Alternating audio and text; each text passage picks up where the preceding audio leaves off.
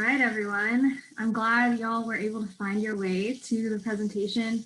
Feel free to turn your cameras on if you would like. I'd love to see some faces when I'm giving this presentation, and HOSA is a really awesome community, and so I'd love to just be able to see some of you guys.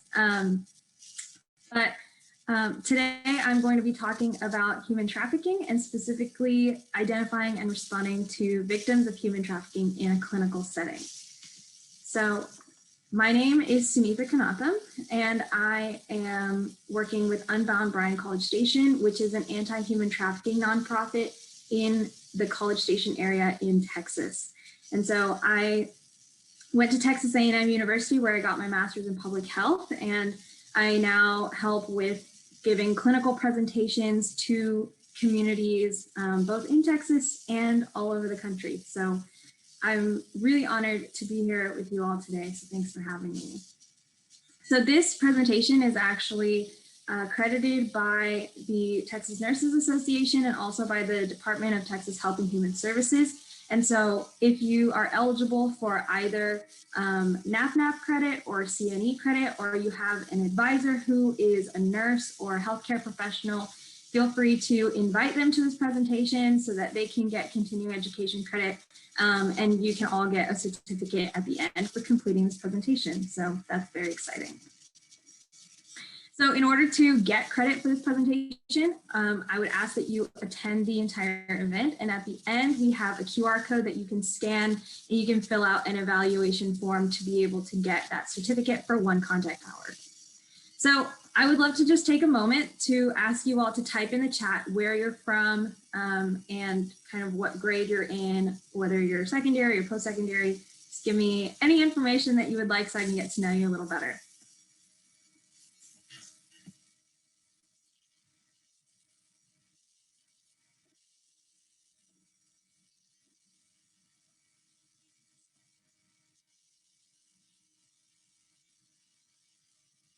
Hey, we have someone from Texas. Hello, Hiba.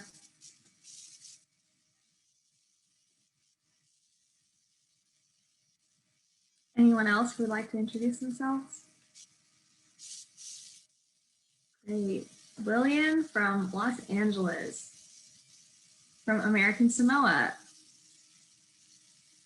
Another Texas, Fort Worth, Missouri, New Jersey. Okay, and another Texas. Awesome. So we have people from all over the country, and we're going to be talking about what human trafficking looks like all over the country. So let's get right into it. Some of the things that we're going to be talking about are the different types of human trafficking and their local, statewide, and international prevalence. We're also going to be talking about some potential signs of human trafficking in victims who present for care, and who should be involved in providing care for human trafficking victims. Also being able to identify the healthcare needs of victims and just being able to respond in a trauma-informed way. And we'll talk about what that means. And lastly, talking about available resources for victims to be able to help them on their road to recovery. So what is human trafficking? So the long form, the legal form of this definition is the recruitment, harboring, transporting, forcing, coercing, provision, or obtaining of a person for the purpose of involuntary servitude, debt bondage, or sexual exploitation. And all of that boils down to the sale of another person's body or labor in exchange for something of value. So the last slide, I gave you a very long definition, and that definition boils down into what is known as the action means purpose model. This is what we use to put the Trafficking Victims Protection Act, which is the law that defines human trafficking, into a practical tool that we can use in a court of law, with law enforcement, with victim interviews, and all other aspects of human trafficking identification and response. So the first column that we have here is action. And there are all those action words that I talked about before: recruiting, harboring, transporting, etc. The next column we have here is the means, the way in which someone is trafficked. And so we have force, fraud, and coercion. And those 3 words can sound a bit similar to one another, but in the context of human trafficking, we do make a distinction. So force is more of that physical force that people can use against another person. Fraud is making a promise that is not fulfilled, whether that's promising someone a home, a cell phone, a relationship, and not providing that. And the last is coercion, and that's essentially all other types of manipulation. And this does not need to be present in a situation of sex trafficking of minors. Minors being anybody under the age of 18. And the reason for that is minors cannot legally consent to sexual activity. And so you don't have to prove that there was force, fraud, or coercion in that context. And the last column we have here is the purpose, the reasons why these things happen, why human trafficking happens. And that's for commercial sexual exploitation and forced labor. And these are more commonly known as sex trafficking and labor trafficking. And so all of these together make up crimes of human trafficking. If you pick one word from each of these columns, you can string them together to form a crime of human trafficking. So for example, if someone transports someone using force for the purpose of forced labor, that is a crime of human trafficking. If someone recruits someone using coercion for the purpose of commercial sexual exploitation, that is a crime of human trafficking. And so this is just a really easy tool that we use to be able to quickly identify if someone is a victim of human trafficking, and we can identify who the criminals are in that context. So human smuggling. Let's talk about some of the differences between human smuggling and trafficking, because they are not the same thing. Smuggling is crime against a state, against a nation, against a government. It's transportation based. It requires moving, usually across a border, and it's with the consent of the people who are being moved. On the other hand, trafficking is a crime against a person, and it's exploitation based. There's no border crossing required, and there's no consent involved. And so the important thing to recognize is that smuggling is against a state and trafficking is against a person. I saw in the chat about questions, so we will have time for questions at the end, but feel free to put them in the chat as they come up, and then I can go through all of them at the end. Okay, so the most common types of trafficking, as I mentioned before, there's sex trafficking and labor trafficking, but they take on different forms in different contexts. So for example, with sex trafficking, pornography is an example of sex trafficking because victims of trafficking are largely used to produce pornography. There's also forced prostitution in a variety of places, whether that's massage parlors, modeling agencies, strip clubs, and essentially anywhere that someone is forced to engage in some type of sexual act. Labor trafficking also takes place in a lot of different places. There's sweatshops, there's forced begging, there's peddling, and there's a lot of other contexts. And that's not to say that everybody who, for example, works in agriculture or who is a nanny or who works in food service, it's not to say that all of them are victims of labor trafficking. These are just some of the contexts in which we see it happen. So human trafficking happens everywhere. So we saw that many of us are from all over the country, and all over North America. And so it's important to recognize that human trafficking happens everywhere. People usually think it happens on the other side of the world. It happens on the other side of the border. It happens not in my city. But the fact is it happens everywhere. So the International Labor Organization did a study and showed that 40.3 million people are being exploited through human trafficking worldwide. It is a 150 billion with a B annual industry, and it currently is the second most lucrative criminal industry. The first most lucrative criminal industry right now is the drugs and arms race. And it's gradually moving to that second spot, with human trafficking moving to that first spot. And a big reason for that is drugs and weaponry and guns, they can only be sold one time. Traffickers of drugs and arms can only profit off of their product one time. However, traffickers of humans can sell a victim multiple times and profit off a victim multiple times. And so people are starting to move in that direction because they can make more money. So because of that, human trafficking is an increasingly prevalent issue. So specifically in Texas, because that's where I'm from, people have done studies that show that over 300,000 victims are found in Texas. And of those, almost 80,000 of them are minors and youth. So I wanted to talk specifically about Bryan College Station, which is where we are based. Bryan College Station is a pretty small town. It's a college town, but over the past 4 years, we've served upward of 30 human trafficking victims just in our area. And a big reason for that is the poverty rate. About a fifth of people in the BCS area live below the poverty line. And so that creates a lot of financial instability, familial insecurity, and other vulnerabilities that can be taken advantage of. It's also close to major cities like Houston and Austin, which allows traffickers to move their victims easily from city to city. It's also close to major highways, which also allows for easy transport.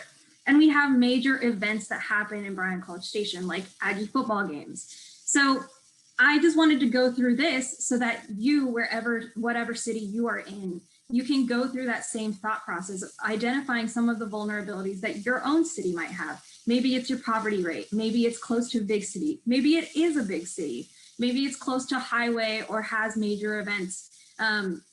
These are all risk factors for a city to have increased rates of human trafficking. And so it truly happens everywhere. So in the United States, 76% of sex trafficking victims are women, and 27% of sex trafficking victims are children.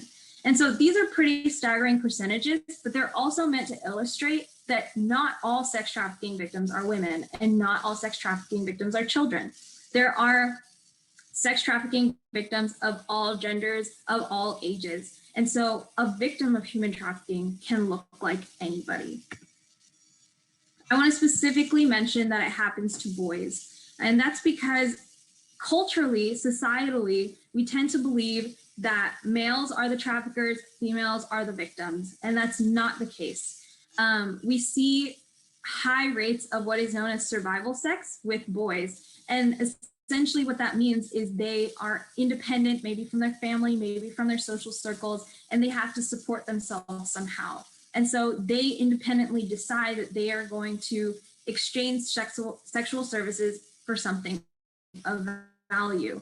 And so because people have this perception that they have made that decision for themselves, they are not perceived as victims. And so there are lower rates of identification. People don't tend to think of them as victims. And even the government and nonprofit organizations have less services available for them. Most long-term care facilities, most human trafficking victim response facilities tend to be catered toward females. And so male victims don't really have as many resources available to them. But because, like I said before, minors are unable to consent. And so because they are boys, whether or not there was force, fraud, or coercion involved, they are considered victims. And so this is just something really important for us with our preconceived notions to put aside and recognize that everyone is vulnerable and anyone can be a victim.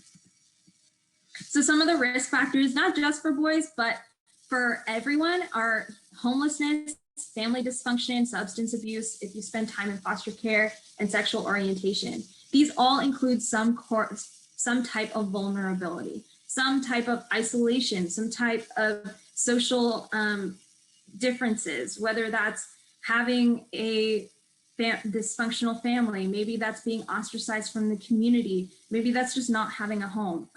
These things all create vulnerabilities in people that can be taken advantage of.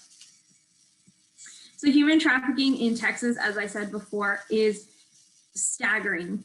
It costs the state of Texas approximately $6.6 billion every year because traffickers exploit $600 million from victims of labor trafficking in Texas. And so it's a really prevalent issue, not just in Texas, but all over the country. So let's talk about sex trafficking and healthcare. The reason why we're all here, we're talking about in a clinical setting.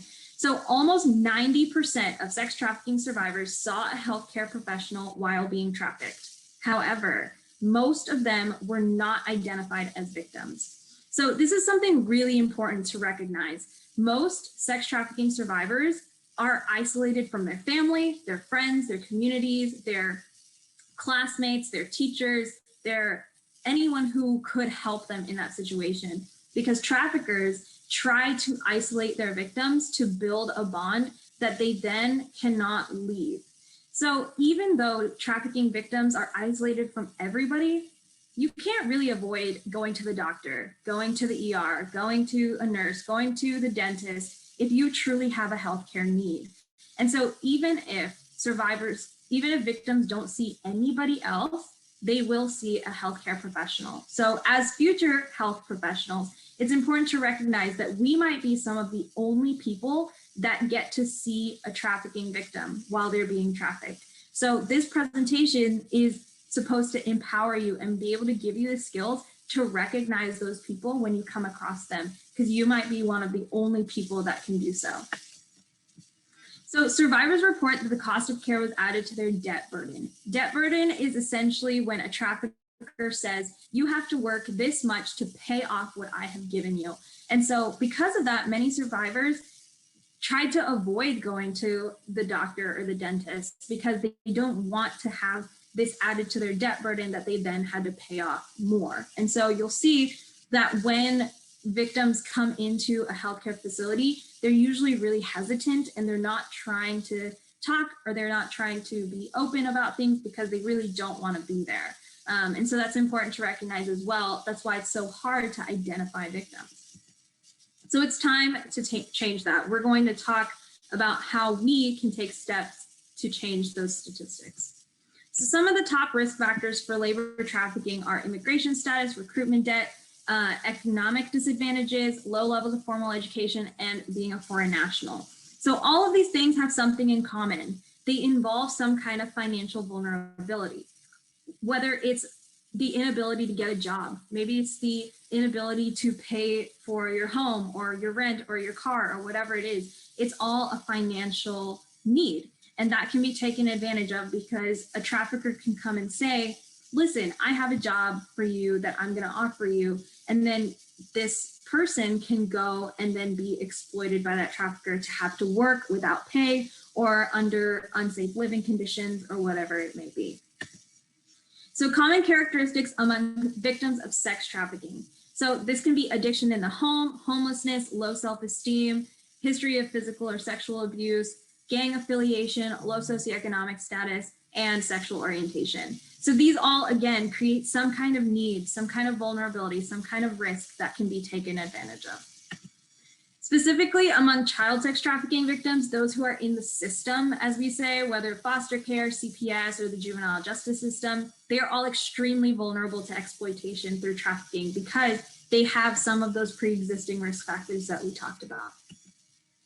Other common characteristics among children specifically are learning disabilities, developmental delays, promotion of sexual exploitation by their family or peers, a lack of social support, or emotional distress. So these are all things that prevent them from recognizing healthy relationships, from recognizing who is for them and who is taking advantage of them.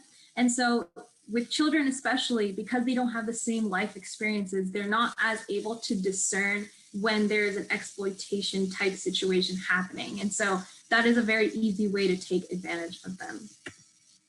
Less tangible characteristics are the lack of identity, desire to belong, a desire and need for protection, and a desire for material possessions. So these, again, are all needs. They're all vulnerabilities. They're all something of value. People value identity. They value belonging. They value protection. They value material possessions. And so depending on the degree of their need, people can take advantage of that. They can say, do you need a home? I will give you a home if you do what I say. Do you need a car? I will give you a car if you do what I say. And so these are less tangible characteristics that you can't really identify on a piece of paper, but they are very high risk factors for people who can be victimized. So they prey on unmet needs, whether it's love, a place to stay, a protector, a dream, even a career that they might have. And traffickers can say whatever it is they want to say to get someone to do whatever they want to do. So recognize that traffickers accompany victims to medical care. So they might pose as a friend, family member, romantic partner. They might be their manager or their employer. And sometimes they are legitimately a family friend or a romantic partner or an employer. And just because they are legitimately in those positions does not mean that they are not a trafficker. The vast majority of trafficking that happens is not the type that we see in like the movie Taken, where someone's just kidnapped off the street and trafficked. The vast majority of people who are trafficked by someone they know, of someone that's a family member, a significant other, an employer, someone that knows them and builds the trust with them. And so it's important to recognize that when a human trafficking victim comes into a healthcare facility, their trafficker is usually with them. They usually fill out the patient's paperwork, they do all the talking, and they hold on to the patient's ID, documents, money, things like that. And so obviously this is not applicable in the same context with a child. You wouldn't expect a child to have their own ID and things like that. And so all of this is contextual. But if you have someone who is not answering any of the questions and they're turning to someone else to answer for them, or they're going to someone else to get their ID, that can be just one of the initial red flags that you can look for to recognize if it is a trafficking situation. So what is life like for victims of sex trafficking? Victims are considered commodities. Like I said before, it is becoming one of the most lucrative criminal industries, and that's because they are truly just sold like products. Buyers can be very violent because they're allowed to do whatever they want, and so victims come in with a lot of injuries, sometimes that are very severe. And because they're moved around so frequently, they might not even know where they are. If you ask them, what city are you in? What's your address? They might not even know that information. And so those are just some of the realities, the really sad realities of human trafficking. Some others are a lack of preventative health care. If they're not up to date on their vaccines, if they haven't been to the dentist in a long time, these are things that tend to fall by the wayside if you are just trying to survive. And so a lack of preventative healthcare can be a really big red flag. If they lack body mechanics, if they don't seem like they have a good understanding of their own body ergonomics, that might be a sign that they have lost autonomy of their body. Unsanitary fixes, maybe they have been splinted up with a broken bone, or they had home stitches or something like that. That can be a big red flag. And then a lack of compliance with follow-up care. If you tell them to get a prescription, if you tell them to come back in 2 weeks, if you tell them to change their diet or whatever it is, and they don't really comply with those things, that's mostly because they don't have control over those things. They're living in working conditions. I'm just going to summarize this slide and say they're really awful. They are exposed to a lot of toxins. They don't sleep, they don't eat, they are in crowded situations, and they're always on the move. And so they just don't have a safe living situation. And so just based on this presentation so far, you probably understand that victims have been subjected to lots of trauma, many different forms, very severe, complex forms of interpersonal trauma. And that can affect the way that they interact with medical professionals. And so when you are talking to a victim of human trafficking, they might not answer all of your questions. They might not show you respect. They might not be willing to share with you. And that's not because they're trying to be rude. That's not because they just don't want to do what you're asking. That's just because people respond to trauma differently. And sometimes that can affect the way that they talk to healthcare professionals. So some barriers to identification. This is a term that is thrown around all the time with human trafficking for very good reason. These are all of the things that prevent a victim of human trafficking from coming out and saying that they are a victim. Some of them include shame or guilt. They might think that they put themselves in this situation or they deserve this situation. They might not have control over where they are or where they go, and so they don't have the means to even report it. They might be scared that their trafficker will find out that they reported it, or they might get sent to social services, they might get arrested or deported. And all of these things are valid concerns for people who don't know that the law protects them. And so it's so important to reiterate to victims of human trafficking that the law protects them. We have a Trafficking Victims Protection Act to make sure that they are not arrested or deported for crimes that they did not commit voluntarily. They also might fear police corruption or the healthcare system, especially if they don't understand or have good experiences with those systems. They might be scared of getting a family member in trouble if their family member is their trafficker. They might have Stockholm syndrome, or what we call trauma bonding. It's really hard for victims to turn in their trafficker when they truly feel like their trafficker is their significant other or their family member who cares about them. And that kind of goes into the last one. That can be really shocking for a lot of people. Most human trafficking victims don't know that they're a victim. Usually when we do this presentation, we always emphasize that this presentation is not just for people who can call in and report human trafficking, but it's also for the people who might be victims of human trafficking themselves, who might not realize that their relationship is a trafficking situation, that their family member is putting them in a trafficking situation. And so making sure that everyone understands trafficking helps people recognize if they themselves are a victim as well. So what indicators should raise suspicion? Environmentally, if they are looking to someone else for answers, if they have questionable employment or abusive relationships, those can be big signs. Emotional and psychological signs, these are all over the board. Like I said before, trauma affects people so differently. And so if they provide contradictory information, if they are depressed, if they are hopeless, if they have anxiety or panic attacks, if they're aggressive, if they are dissociated, like I said, these can be highly contrasted. And so some people can be hyper alert and aggressive. Other people can be dissociative and numb. And so truly any kind of trauma response can be indicative of trafficking. Physical signs are some of the easiest things to see, obviously, because they're physical. And these include tattoos or branding, indicating ownership, especially in the context of gang-affiliated trafficking, where there are multiple victims under one trafficker. Tattoos can be a big way of them establishing ownership of their victims. Untreated injuries and explanations that are inconsistent with those injuries. Maybe they've come in with broken bones multiple times over the last few months, and every time it's some kind of story that doesn't really add up. That can be a big sign. And essentially any kind of physical signs of sexual abuse or trauma. These can all be signs that there is sexual abuse or sex trafficking happening. In terms of general health, like I said before, a lot of times they don't follow up with their preventative health care or their follow-up treatments. And so they might have things like chronic medical conditions that have gone untreated.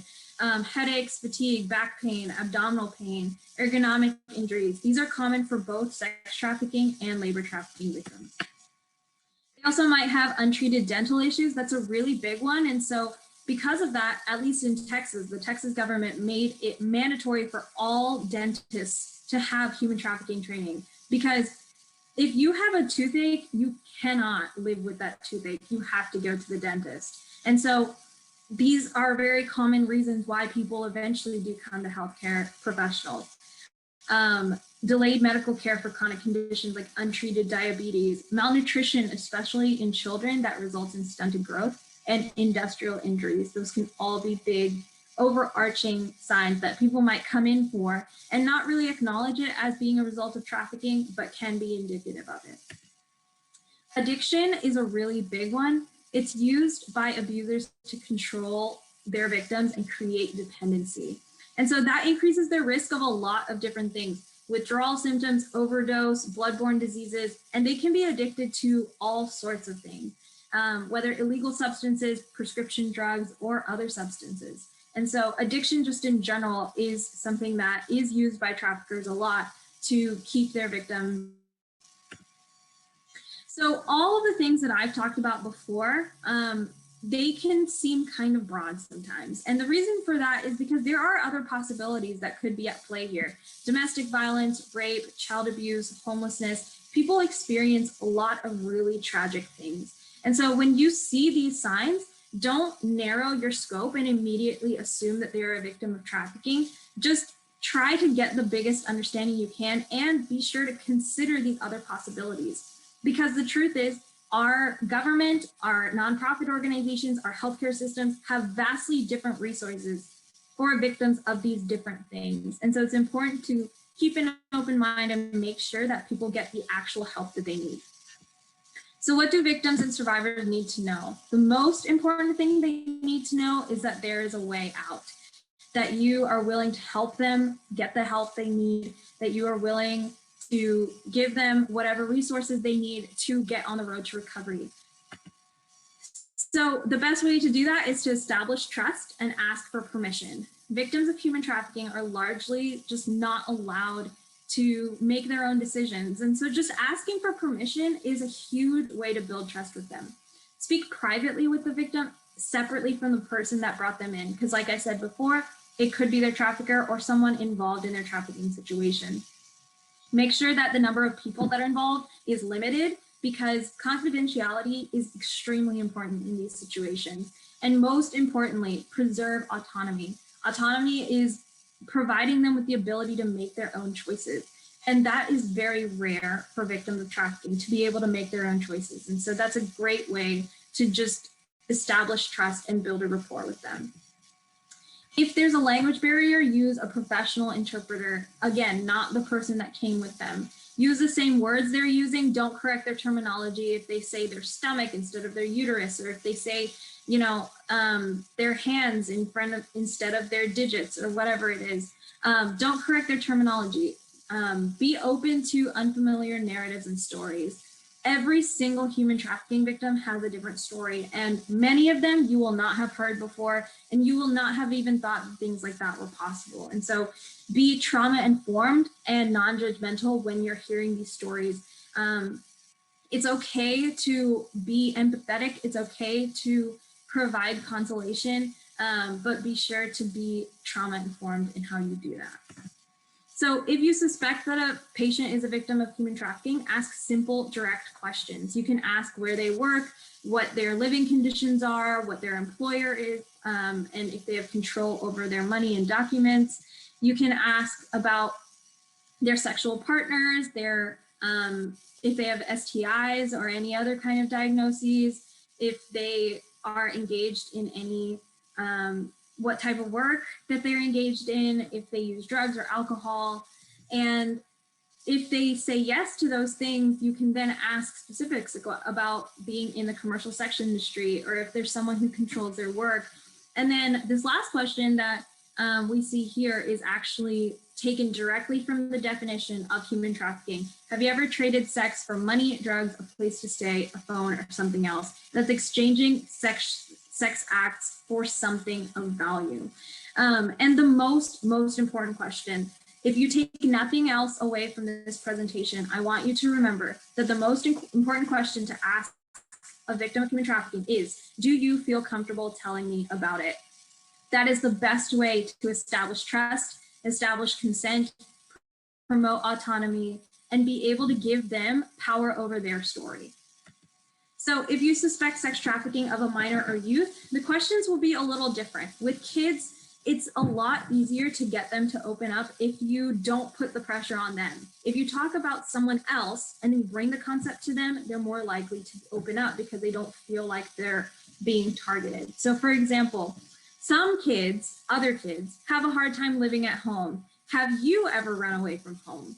Some kids often use drugs or drink alcohol. Have you used drugs or alcohol? And being able to ask those questions in a way that takes the pressure off of them, and asking specifically about any sexual activity. Child sex trafficking victims are more likely to have had more than 5 sexual partners. And then asking if they have any STIs or diagnoses in that regard. And if they say yes to any of these questions, then you can proceed to questions asking specifically about if someone has ever asked them or forced them to do something with another person or in public. And again, if you see in parentheses, the most important question is, do you feel comfortable telling me about it? Asking if they've ever traded sex for something of value, or if they have had to pose for a photo or video. And again, do you feel comfortable telling me about it? Specifically for very young children, they might not even have the vocabulary to describe what they've dealt with. And so asking if they travel a lot, if they feel safe at home, and just asking about their general situation that can then give you an idea if they are being trafficked or not. So the most important thing is to communicate hope, to tell them they have rights, They're not to blame, they're not alone, and they're entitled to services and help. A great way to help them is by giving them the opportunity to just sleep. Sleep is so restorative and it helps people recover from so many things. And so allowing them that opportunity is so healing. Asking them if where they are living or where they are going is safe, to make sure that you're not sending them into an unsafe place. Referring them to a social worker or an appropriate service provider.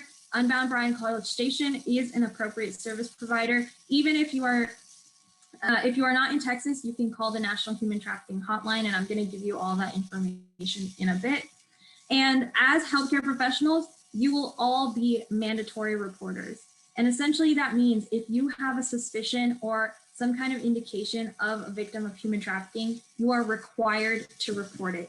And so you will know how to report it through the facility that you're working in, but it's just really important to recognize that not only do you need to know this information to be a contributing member of your community that keeps an eye out for human trafficking, but you also need to know this as a healthcare professional because it is part of your job description.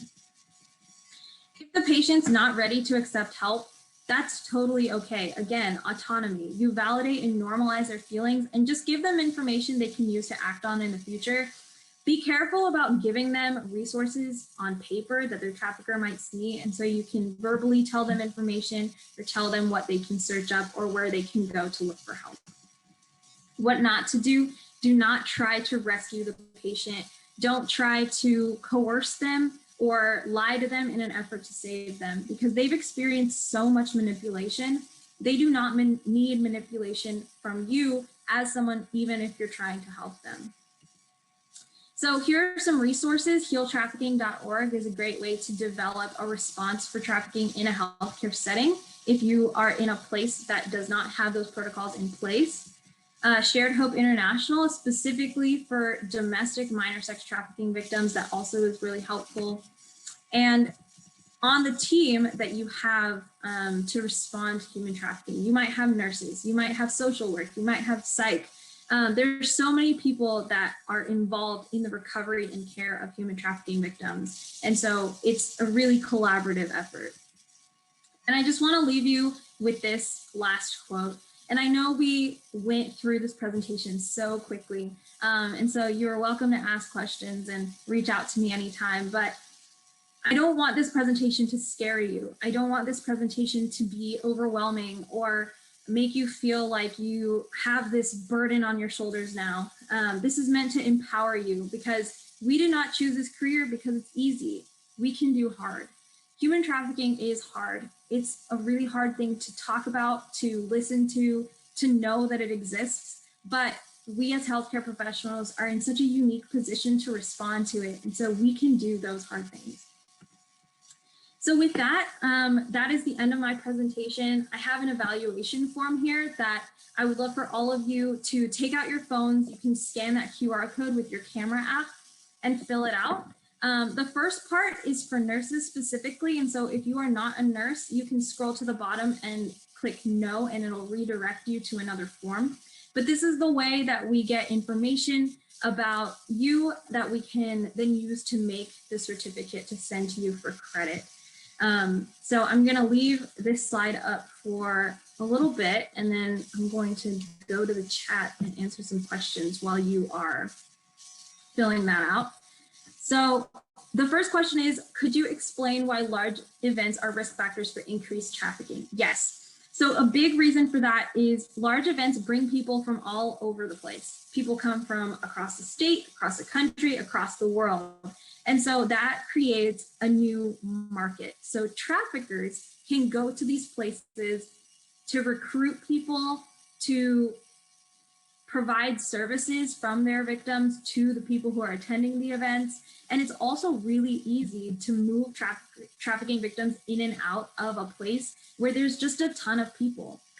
If it's a small town where everyone knows each other, a new person like a trafficking victim or a trafficker can easily cause people to just see red flags and call it in. But a large event where there's a ton of people and everyone is strangers to each other, it's really easy for traffickers and trafficking victims to kind of fly under the radar and not get caught. How many cases of human trafficking are there annually? So globally, we have about 40.3 million. And obviously, human trafficking is a crime that we don't know exactly how many cases there are. If we knew, we probably wouldn't have human trafficking anymore. And the reason for that is it is such an underground crime. And a lot of people who are arrested for human trafficking are actually not arrested for human trafficking, they're arrested for another crime.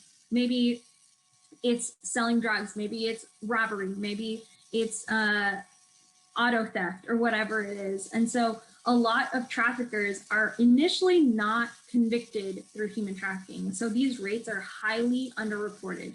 So any number of human trafficking that you might see actually is probably a lot lower than reality. Okay. Why do traffickers bring trafficked people to the doctor if the person doesn't want to be there? So it's not about the victim not wanting to be there. It's more out of necessity. Sometimes people's situations get so bad that they can't avoid going to a doctor anymore.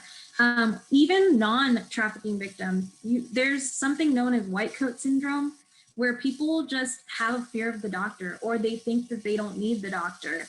And so there are a lot of reasons why people are averse to going to see a medical professional.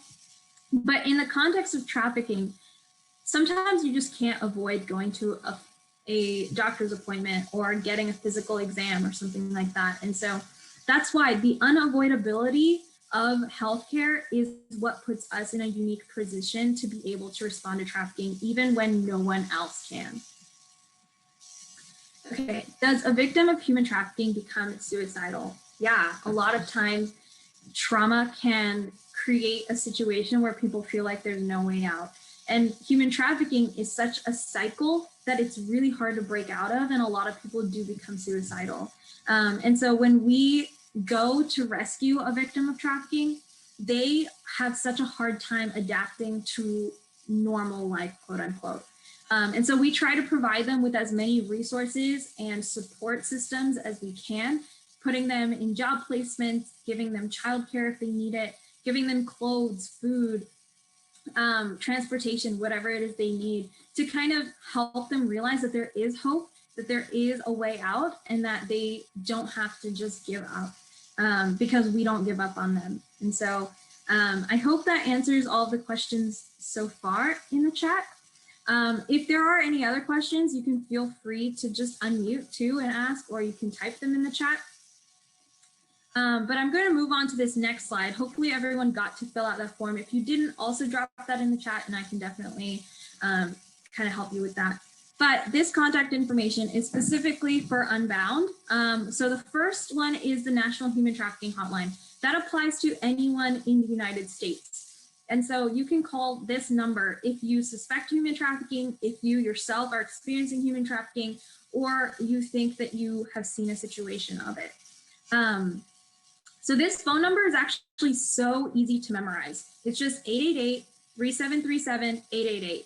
And so I would encourage you to put this number in your phone, memorize it, so that if you come across a victim of human trafficking, you can call it really easily, or you can even tell them really easily how to call that number. And the rest of the information is for Unbound specifically. So we serve Central Texas, and so if you are in the area, or if you just want to know more about the work that we're doing, we'd love for you to follow us on Facebook and Instagram, Unbound BCS. Our website is unboundbcs.org, and that's our email address. You can reach out to us anytime. And then my personal email address is just sunitha.knotham@unboundnow.org. So my name is right there in my little speaker box. So you can reach out to me specifically as well. I would love to hear from you. But with that, that's everything I have for y'all. And so if y'all have any other questions, feel free to put it in the chat and we can talk. I can stick around as long as people want to talk. And thank you so much for your time. Do high school students not fill out the form? So you can totally fill out the form if you want to get a certificate of completion. It won't really have the same kind of weight, I guess, for you, but it's cool to have. So you can definitely fill it out if you would like.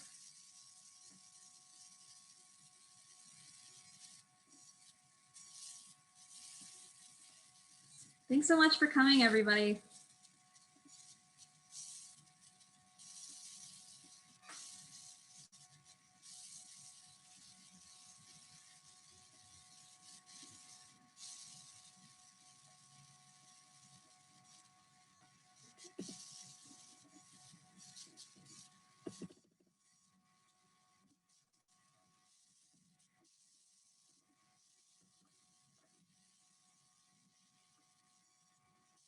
I've gone back to the QR code if anyone missed it.